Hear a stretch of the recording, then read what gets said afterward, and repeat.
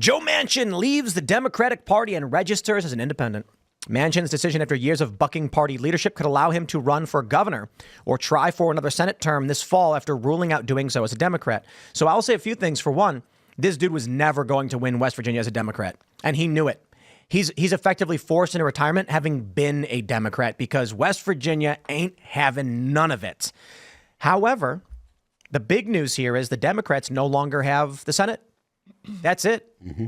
That they know. There you go. Now it's what? It's 50-49. Well, it's necessary, like I mentioned earlier, it's necessary for the people that leave the Democrat Party to not caucus with the Democrats, right? Because if they're going to caucus with them, they're voting as if they are Democrats.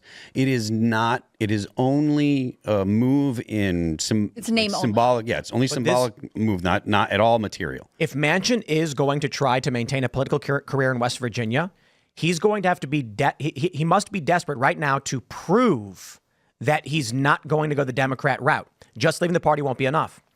If he actually tries making moves to be like, well, I'm independent, but I'm not with the Democrats, vote for me. In the event we get a contingent election, the House chooses the president, the Senate chooses the vice president. And now that the Democrats no longer have the Senate definitively, that means the possibility of a Trump-Harris administration is off the table. Bummer, right? I mean, that sitcom would have been hilarious. It's not going to be anybody, though. I've been talking about this for a long time. I was probably one of the first to really bring up this whole idea of a contingent election when Kennedy's PAC was advocating for this. I mean, they literally said this in their own press release. Kennedy doesn't actually want to win. This is my problem with Kennedy, right? This is why I can't stand him, is he knows that he has no chance of winning. His whole goal, as stated by the American Values Super PAC, okay, which now has officially received enough funding to put him on the ballot in all 50 states, is to create a contingent election by taking at least 15 electoral votes. So when people are entertaining an RFK Jr. Presidential run, what they're entertaining is the American people being deprived of their ability to choose the next president of the United States. In a contingent election, the Congress doesn't have to choose between the people on the ballot. They could literally choose anybody.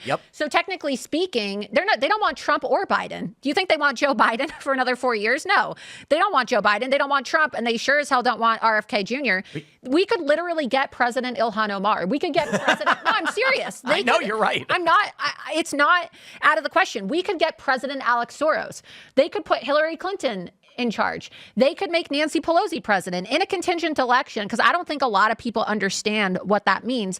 They could choose anybody. Mitt Romney. Literally anybody could be our president. You don't even have to be on the ballot. Manchin said he would pick he's like, a possible VP is. And that's why everybody is freaking out, because they're like, oh, well, Biden isn't even going to be on the ballot in Ohio, right? Biden isn't even going to be on the ballot in Ohio. How is it that the Democrats are going to be able to get him on the ballot because they've given them until August 15th to, I guess, they'll break the law. To certify their candidate to get on the ballot.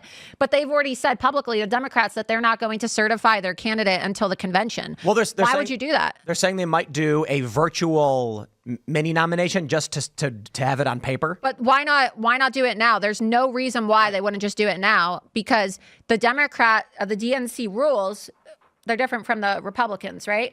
If you look at the DNC rules and their charter, it actually allows them to pick a candidate after the primaries take place at their convention.